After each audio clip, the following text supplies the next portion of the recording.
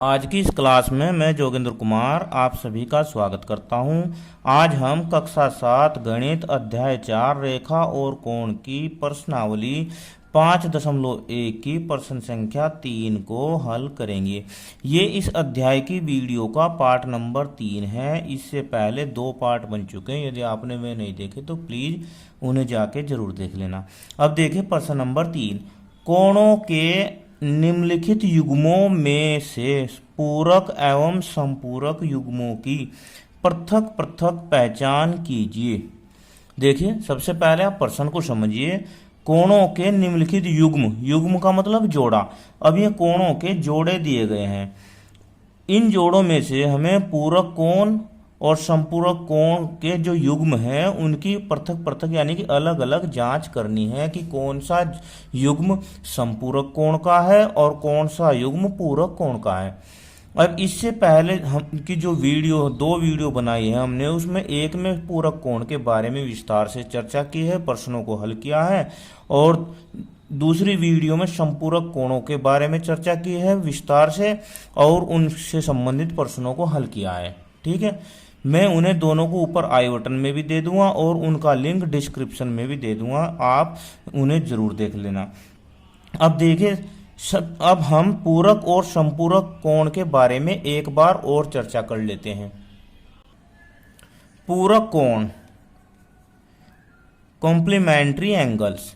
जब दो कोणों के मापों का योग 90 अंश होता है तो ये कोण पूरक कोण यानी कि कॉम्प्लीमेंट्री एंगल्स कहलाते हैं। क्या समझ में आया? जब दो कोण दिए होंगे और उन दोनों कोणों की माप का हम जब योग करेंगे तो वो योग 90 अंश होता है। अगर 90 अंश होता है तो वे कोण कॉम्प्लीमेंट्री एंगल यानी कि पूरक कोण कहलाते हैं। अब देखिए उदाहरण, पहला जोड़ा देख लिए, पहला युग्म है ये। इसमें एक कोण तो हो 30 अंश का, कितने का है? 30 अंश का, और दूसरा कोण है 60 अंश का। तो अगर हम इन दोनों का योग करते हैं तो देखो 30 अंश प्लस 60 अंश बराबर 90 अंश। कितना हो गया? 90 अंश। तो ये पूरक कोण युग्म है। ये दोनों कोण पूरक कोण है। इस कोण का ये पूरक है और इस कोण का ये पूरक है। इधर देखो 70, यह 20, तो 70 अंश प्लस 20 अंश जोड़ो, 70 और 20 90 अंश। तो ये दोनों कोण भी पूरक कोण हैं। अब थर्ड एक इसमें देखो, ये 35 अंश है, कितना है? 35, और ये 55। अगर हम 35 अंश को और 55 अंश को आपस में जोड़ते हैं तो ये भी 90 हो जाएंगे। तो ये दोनों कोण भी पूरक कोण हैं। और पूरक कोण में क्या होता है कि एक कोण एक दूसरे का पूरक होता है। अब इसके बाद संपूरक कोण को देखते हैं।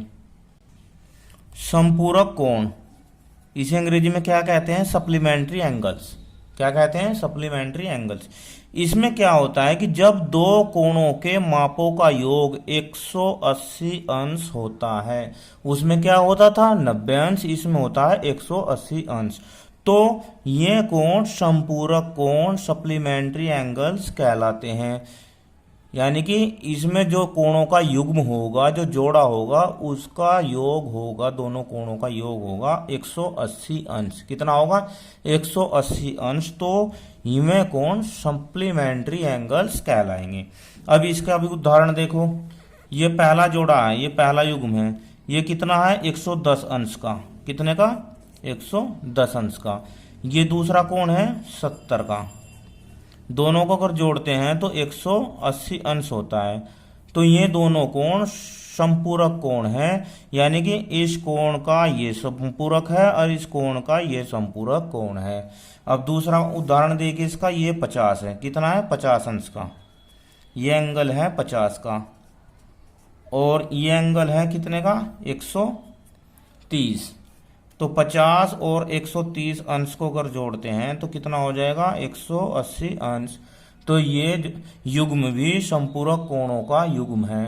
ठीक है, अब पूरक कोण और संपूरक कोण के बारे में जानने के बाद अब हम देखिए प्रश्न को हल करते हैं। अब ये मैंने इधर लिख लिए नए पेज पर। देखो पहले में क्या है, 65 अंश है और 115 अंश है। तो हम अब इन कोणों के युग्मों का योग करते हैं। कोणों के युग्म का योग कर लेते हैं। चलो करो। ये हो गया 65 प्लस 115। तो 5 और 5 10, 6 और 1 7 और 1 8, और ये होगा 1। तो कितना हो गया, 180 हो गया। जब ये 180 हो गया तो अब मुझे ये बताइए पूरक कोण होगा, ये जोड़ा पूरक कोणों का होगा या समपूरक कोण युग्म होगा? ये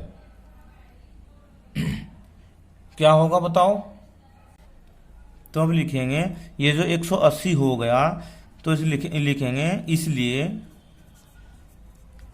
इसलिए इन कोणों का युग्म समपूरक है। क्या है? समपूरक है। नेक्स्ट को देखते हैं। चलो अब इसका कर लेते हैं। 63 प्लस 27 बराबर 3 और 7 10, 6 और 2 8 और 1 9। कितना आया भाई? 90। तो जब 90 आया, 90 किसका होता है? पूरक कोणों का। तो इसमें लिखेंगे इसलिए इन कोणों का युग्म क्या है? पूरक है। क्या है? पूरक है। यहां पर चूंकि लगा देते हैं। ठीक है, यहां पर भी चूंकि लगा देते हैं। अब इसे भी जोड़ते हैं। चूंकि 112 प्लस 68 बराबर 2 और 8 10, 1 और 6 7 और 1 8 और 1 180। तो इसलिए इन कोणों का युग्म क्या होगा भाई? 180 आया तो ये होगा समपूरक है। चलो इधर इन्हें भी जोड़ लेते हैं। 130 प्लस 50, ये तो 180 हो गया। ये भी क्या हो गया? 180। तो इसलिए